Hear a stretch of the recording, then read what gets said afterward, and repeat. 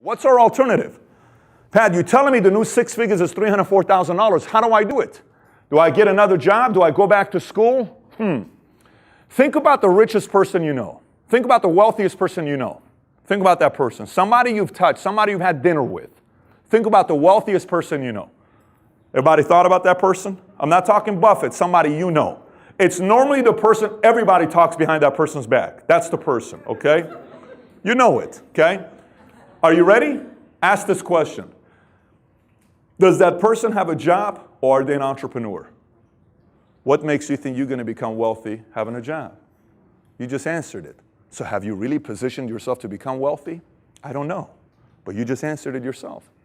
I did not. Entrepreneur. Look at the reality of it. They tell us go to high school, have a 4.0 GPA, and go to college to get a degree because everything's going to be fine. 83% of college seniors today, according to LA Times, do not have a job lined up. 83% of college seniors today. Why do you want me to go to school and spend mommy and daddy's $200,000? Has it become a business, this college thing? Why even 4 years? Why can't I do college in a year and a half? I'm never going to use physics. My business has nothing to do with physics. Why are you wasting 3 months of my time and $700 for that class? But we're not questioning any of this stuff. We're just paying the money. Then that father, mother that spent $200,000 on the school and now is working until 73 years old. Because you think Social Security is going to be around. You think it's going to be around. I tell you it is going to be around, but let me tell you how they're going to have it be around. Here's how they're going to do it. Do you know originally when they chose the age for Social Security, do you know why they chose 65? Does anybody know this? Because no one lived to 65. Do you know this? When first Social Security was invented, it was because 65, because no one lives to that age. Do you know what they're going to do? You're going to see Social Security will be around, but benefits will start at 80 years old. You'll see it. But and their government's going to say, we told you we're never going to go away with it, but it starts at 80. How smart is that, right? 66% of Americans make less than $41,000 per year. 65% of all new net jobs are not created by the government or these big Wall Street corporations. They're created by small businesses since 1995. Who's talking about that? Who's getting up on TV saying, I'm running for presidency, we need more entrepreneurs? We need more. When's the last time you saw a governor, senator, president get up on TV and say, American people, please start reading these 5 books on how to start a business and how to manage your own finances? When's the last time we had that? Why isn't any politician recommending books for us to read on getting our finances in order? Why don't they tell us that? I don't understand that concept. Educate us and we'll be free. So what is an entrepreneur? In simple words, it's a risk taker. But let me skip this here. Where did it all begin? Columbus comes to America. He was the first entrepreneur to make it here to the New World according to what history tells us. His mission was to find a way to trade for spices. George Washington was an entrepreneur, manufactured 2 products in his crop, flour and distilled whiskey. Michigan was the first university to offer a course in entrepreneurism. Do you know how many universities are teaching classes to become an entrepreneur today? Hundreds. Do you know why? People are starting to figure it out. They're starting to figure it out. You know what generation is really figuring it out? It's so interesting to me. It's boomers. Do you know why boomers are figuring it out? Because they have the most experience in the workforce and they know it doesn't work anymore. And millennials and Gen Xers are not asking anything, questioning anything. They're just doing what boomers did. They're going and getting a job. They're not realizing the original reason why 9-to-5 job was created. Do you know originally, you know this 9-to-5 is only an 80-year period thing. Anyone knows this? Like 9-to-5 has not been around for thousands of years. It's only 80 years old. Do you know why we agreed to work 9-to-5? Why 9-to-5? Do you know why we agreed to work that 9-to-5? Do you know why? Daylight hours. Daylight hours. And do you know who invented 9-to-5? What was the company that invented 9-to-5? You should know it. You know it. Ford Motor Company. At that time, Ford was a godfather of companies in Detroit. Whatever they did, everybody else did. So here's how it was. Hey, Vicky, I would like to have you give 30 years of your life to my company, Ford Motor Company. And Vicky says what? She goes like this, and she says what? Your question would be what? What do I get for giving you 30 years? And I said, I'm sorry, I'm Ford. She says, I'm sorry. What am I going to get for my 30 years? I guess that's a fair question. Okay. You give me 30 years of your life, staying with me at the company, I'm going to give you a 30-year pension plan. Wait a minute, so I work for you 30 years, then you're going to give me my income? I am. Fair deal, boom, we shake hands. Good negotiation. Do you realize that's why we agreed to do this? Raise your hand if you got a pension plan. Watch this. Watch this. No, raise your hand up high if you got a pension plan from your company. Look at the age of people that raise their hands. You don't see 35-year-olds. They're clueless about it. Because companies said these 20, 30-year-olds know nothing about pension plans, cancel the whole thing. They won't question it. They'll still come and work for us, and we don't even need to give them a pension plan. And people are still doing it. And no one's talking about this. Only people raise their hand that have pension plans mid-40s and up. Because you were in that era. It's gone. We used to have 134,000 pension plans in 1985. We got barely 20, 30,000 today. Because they don't have to offer it to you and I. Because millennials are not questioning it anymore. They're just following. I go work 9 to 5. My mommy and daddy did it. And the system loves it, that no one questions it. People even get up and walk out. What the hell are we talking about at this meeting? I thought this was an entrepreneur meeting. So, why do you think there aren't more entrepreneurs in America? Folks, how many of you have thought about starting your own business? Raise your hand. What is the number one reason why most of us don't start a business? Watch the answer. Fear. We're afraid. I've never done it before. I can't do it. I don't have the money. I don't have the time. I don't have the education. I don't have the support. I don't have the idea. I don't know how. Watch this though. Why are the reasons why most entrepreneurs become entrepreneurs? Why do you think they do? See, I think there's two reasons. One is the common reasons. The other one is the deeper reasons. Let me speak to you about the common reasons. Everyone knows the common reasons. The common reasons are what? Control of time. I want to make more money. Tax benefits, family business. This one's very interesting. Do you know for years we've been told husband and wife shouldn't what? Work together. Now who said that in the first place? I would love to meet that guy. We're now 300 million of us are saying that. Check this out. How has it worked? A husband works in a place for 10 hours with a bunch of other people, potential to meet new people. Wife goes and works in a new place for 10 hours. They are growing what? 10 years later, you're sitting at dinner and saying, why did I marry you? I don't love her anymore. I think we're disconnected. 66% of marriages end up at a divorce. Do we ask why? Do you realize for thousands of years we didn't have any divorces? Why? Husband and wife ran a business together. We built something what? Together. So I'm seeing you every day. I'm with you every day. Baby, we're building something together. So at night, hey, remember that one thing that we need to work on, baby? You need to call Joey in the morning. I will. Hey, you got to get the son to do it. Because we're building something together. So anytime husband and wife is growing something together, man, that's exciting. We're not doing that no more because that one guy, they say husband and wife shouldn't work together. Who is they? I haven't met they yet, right? But they say that. They say that, right? Travel. Did you know 54% of Americans have never traveled outside of the United States of America? 54% has never traveled. Some want to become entrepreneurs for retirement, recognition, nice car, big home, be their own boss. But let me tell you the deeper reason why people are becoming entrepreneurs. Do you realize in this room, we have Caucasian, African American, Hispanic, Middle Eastern, Asian. We have different nationalities.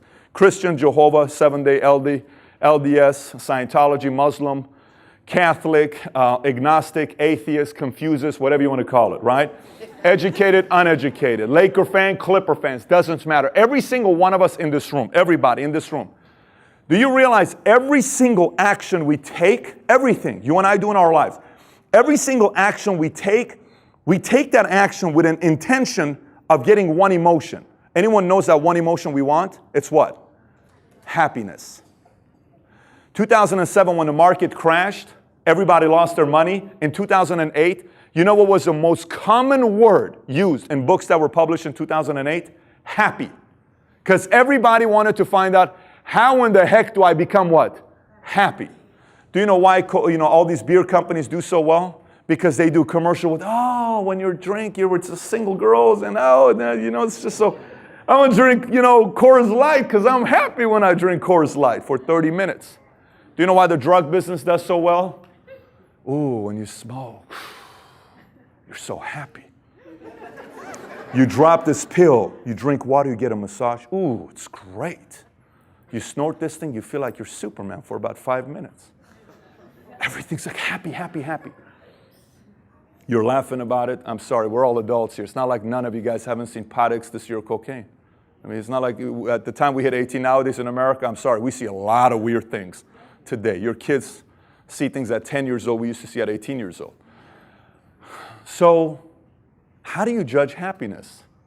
It took me a long time to question this. I decided judging happiness on the lifespan of that feeling of happiness. This is 30 minutes. This is very short. All of those are short. The biggest, long-lasting happiness feelings are all natural. Every one of them are natural. They're all natural highs. All of them. And we'll talk about that here in a minute. Do you know everybody here wants to be fulfilled? Do you know everybody here wants to live a meaningful life? We may disagree on a lot of things. There isn't a single soul here who doesn't want to live a meaningful life. Any parents in the room, raise your hand if you got kids. Hey, what do you and I want our kids to say about us when we die? Honestly.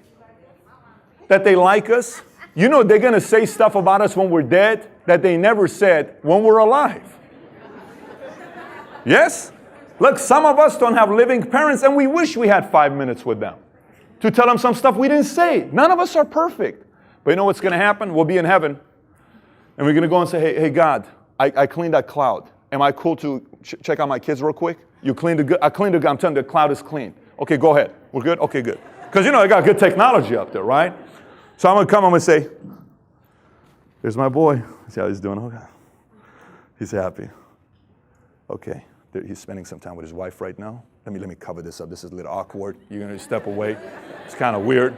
You come back. Okay, this is... And you open up the clouds, and then boom. He's in the car by himself, and he's got his hands and his head on the steering wheel. And he's just going like this. And you're saying, why is he doing that?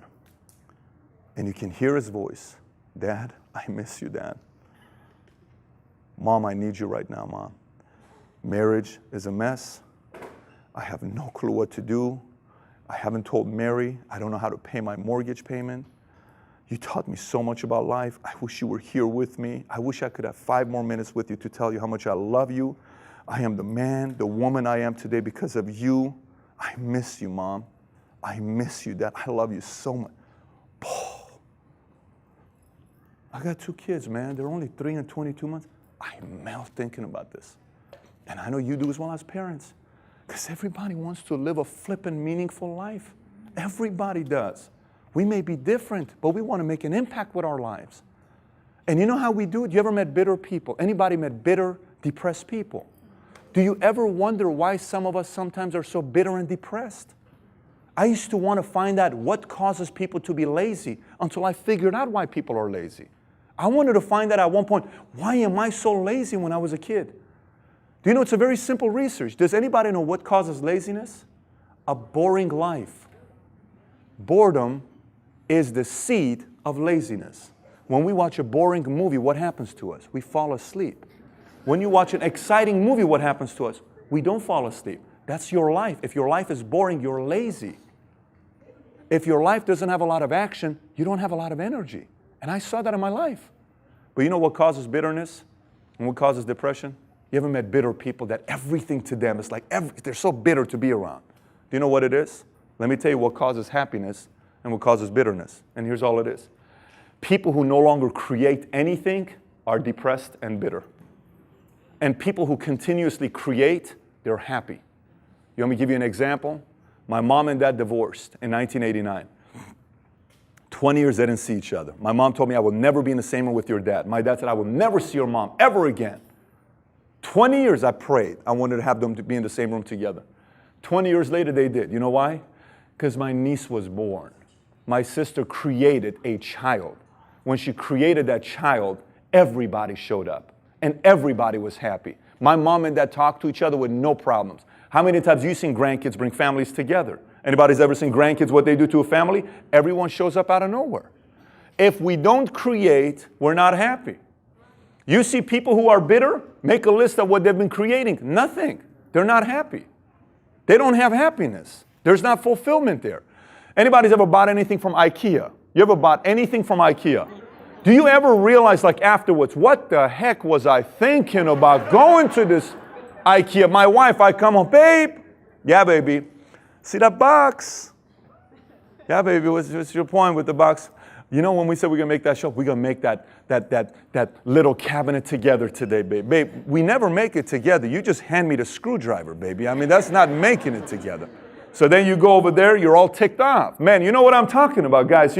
So we go over there, we're like this, talking behind, you know, under saying stuff. And you look at the box, 198 parts, and you open the manual, it's in French. I don't speak French, like give me an English manual. And you start building this thing, right? And you're so furious. And you're getting close to what? Finishing it. And then your masterpiece is done. And then your parents show up. Hey, Mom, I created that thing. I am the creator of that thing. Son, don't touch it. I created it. Do not touch it. Hey, John, you know that thing right there? I created it. I did it.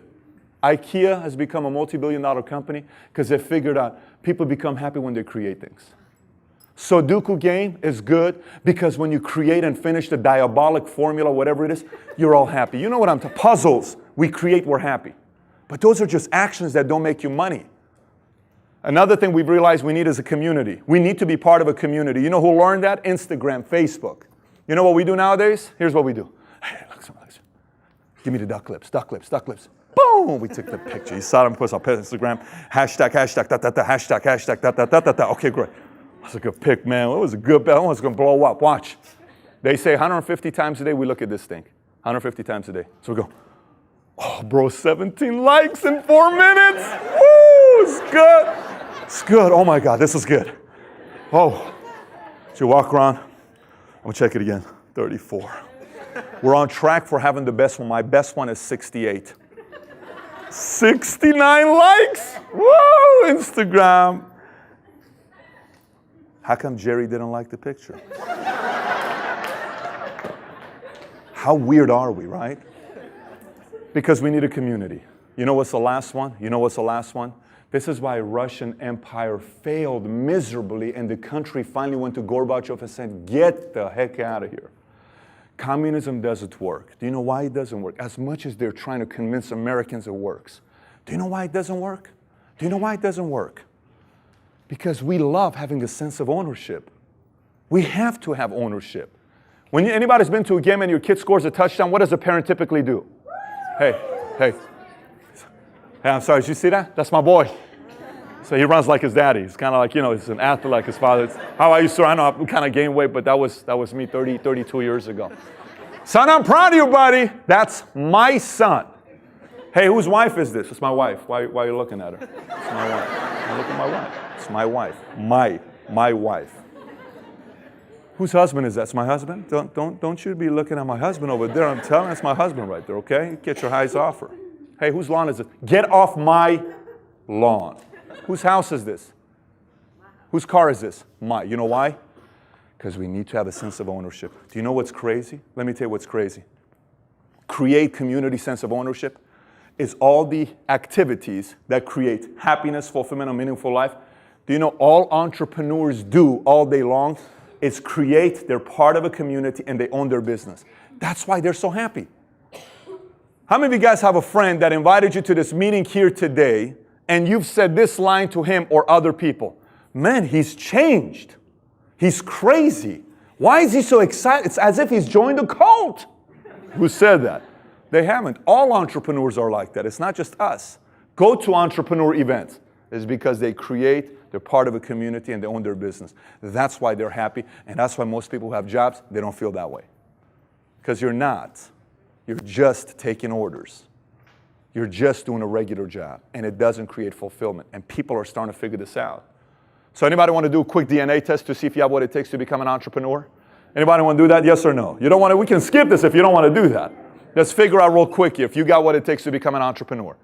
You know you're an entrepreneur if you're restless and no achievement is ever enough. Who's like that? Who is nothing you ever do is enough, right? Anybody a control freak? Any control freaks here? Hey, you know who the real control freaks are? Those who didn't raise their hands. You are the real control freaks. We know who you are. Give me a break. I'm not a control freak.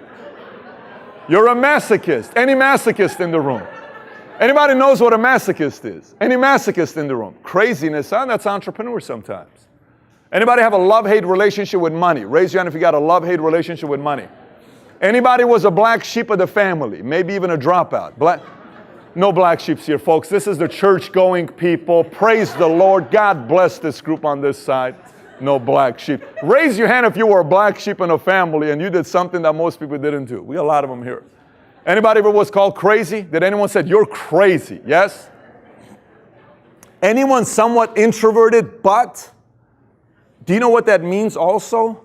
That's like people who have like 7 personalities and you have no idea who's showing up today. Okay, who are you today?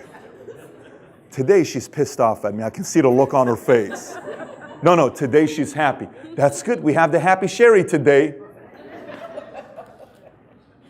Anybody like sports? Anyone likes competition? If you like competition, you have the entrepreneur DNA in you. Anyone have an expensive taste? Who's got an expensive taste? You prefer Rolex over Folex? Yes? Is that okay with you? Yeah, you got some taste?